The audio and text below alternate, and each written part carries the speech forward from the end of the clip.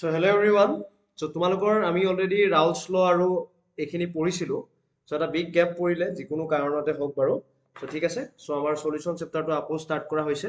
So solution চেপ্টাৰটোত চোৱা ৰাউলছ লৰ পিছতে মই কি পঢ়াম বুলি কৈছিলোঁ তোমালোকক আইডিয়েল আৰু নন আইডিয়েল সলিউশনৰ বিষয়ে পঢ়াম বুলি কৈছিলোঁ. চোৱা আইডিয়েল সলিউশন মানে কি হয়?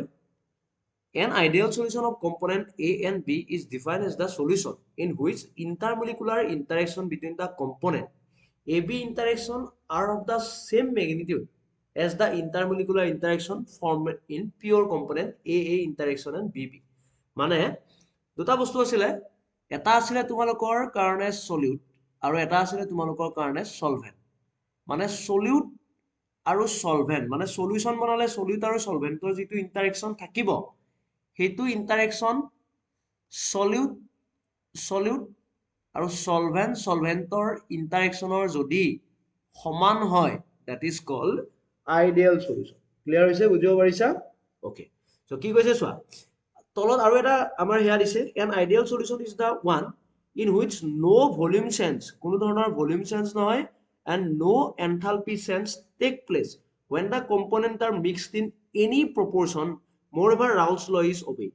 মানে Raoult's law কি হয় তোমালোকৰ কাৰণে obey হয় মানে কোনো ধৰণৰ ভলিউমো চেঞ্জ নহয় আৰু কোনো ধৰণৰ কি চেঞ্জ নহয় তোমালোকৰ হেয়াও নহয় যেটো এনথালপি মানে ধৰা A লৈছিলা A বুলি এটা সলিউশন লৈছিলা এটো আছিলে 20 ml ধৰা B লৈছিলা B is also a 20 ml so যেতিয়া তুমি সলিউশন বনাবা A plus B তুমি কিমান ml পাব লাগে 40 ml so you will get 40 ml মানে ইনিশিয়াল আৰু ফাইনেলৰ মাজত ভলিউমৰ delta V mix equal to 0 আৰু ঠিক তেনেকৈ এনথালপি কোনো ধৰণৰ টেম্পাৰেচাৰৰো চেঞ্জ নহয় enthalpy mix equal to also কি 0 ক্লিয়াৰ হৈ গৈছে নেক্সট আহা এতিয়া thus for an ideal solution আমি কি বুজিম delta V mix equal to 0 delta H mix is equal to 0 also PA যেটো partial pressure of A আমি Raoult's law পৰা পঢ়িছিলো PA is equal to P naught A chi A আৰু PB is equal to কি হয় P naught B chi B এটা বুজিবা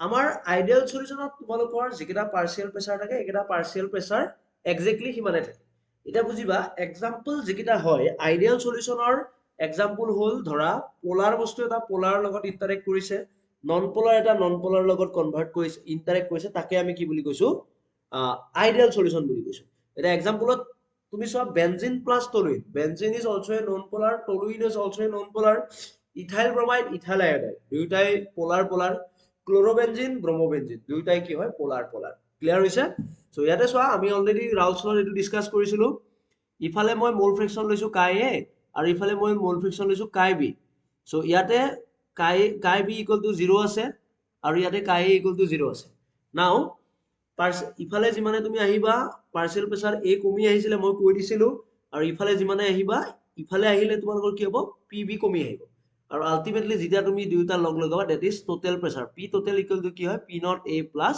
P naught B that means what ইয়াতে তোমালোকৰ কি হৈছে যেটো Raoult's law total pressure হেতু তোমালোকৰ কি হৈছে মানি চলিছে ক্লিয়াৰ হৈছে ওকে নাও আৰু এটা পইণ্ট বুজা ইয়াতে মই যেটো কৈ দিছিলো AB interaction is equal to AA is equal to BB এই গুটেই কেটা ইন্টাৰেকশন তোমালোকৰ কাৰণে কি হয় বুলি কৈছে সমান হয় নেক্সট আহা non-ideal solution.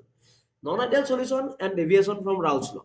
The solution which do not obey Raoult's law are called non-ideal solution. যে যিবিলাক সলিউশনে Raoult's law obey নকৰে তাক আমি কি বুলি কৈছিলো non-ideal solution বুলি কৈছিলো for a non-ideal solution Raoult's law is not obeyed আৰু লগতে কি হয় PA not equal to P naught A chi A PB not equal to P naught B chi B delta H mixing not equal to 0 delta V mixing not equal to 0 এটা চোৱা non ideal solution showing positive deviation consider মানে non আইডিয়ালৰ solution দুটা টাইপৰ পাব পৰা এটা হ'ব positive deviation দেখুৱা আৰু এটা হ'ব তোমালোকৰ কাৰণে নেগেটিভ ডেভিয়েশন দেখুৱা সো চোৱা কি দিছে non ideal solution showing positive deviation consider A liquid solute and a liquid solvent when a solution is prepared suppose that solute solvent interaction are weaker আগৰটোত কি আছিলে যেতিয়া আইডিয়াল আছিলে সলিউট আৰু সলভেন্টৰ ইন্টাৰেকশন গুটেকেটা সমান সমান আছিলে এটুত কি কৈছে solute solvent interaction are weaker than solute solute or solvent solvent ইন্টাৰেকশন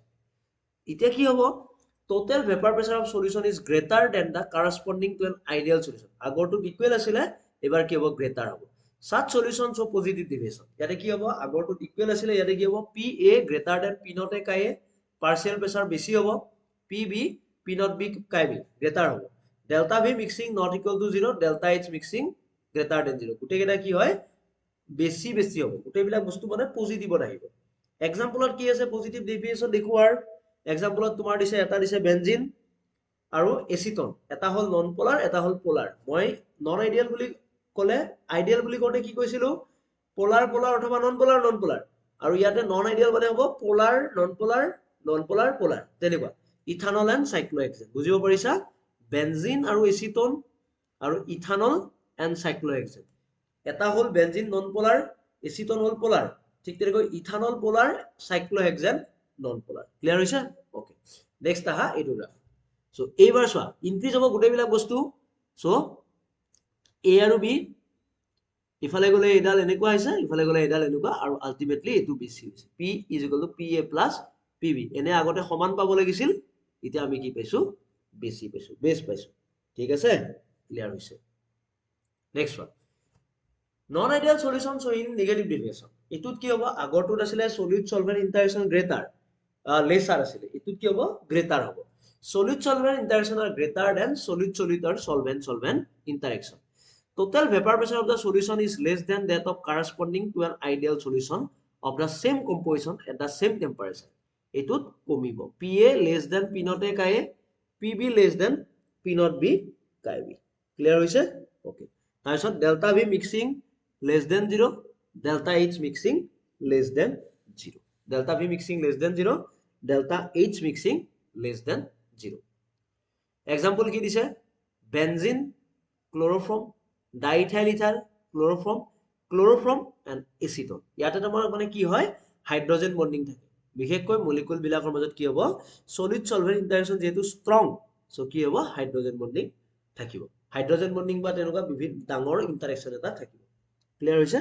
okay so এইটো চোৱা এইটোত লোৱাৰ বুলি কৈছিলে, হ'ব লাগিছিল অৰিজিনেলি এইটো হৈছে লোৱাৰ, আৰু লোৱাৰ হয় আলটিমেটলি তুমি এইটো পাইছা। নেক্সট ওৱান হৈ গ'ল। সো এইখিনি আছিলে তোমালোকৰ কাৰণে কি আইডিয়েল আৰু নন আইডিয়েল সলিউশনৰ গোটেইখিনি ডিসকাশন। নেক্সট ক্লাছত তোমালোকৰ কলিগেটিভ প্ৰপাৰ্টিৰ বিষয়ে আমি ডিসকাস কৰিম। সো কলিগেটিভ প্ৰপাৰ্টিত তোমালোকৰ আৰু ভালকৈ বুজিব পাৰিবা। ঠিক আছে? So thank you for watching, by.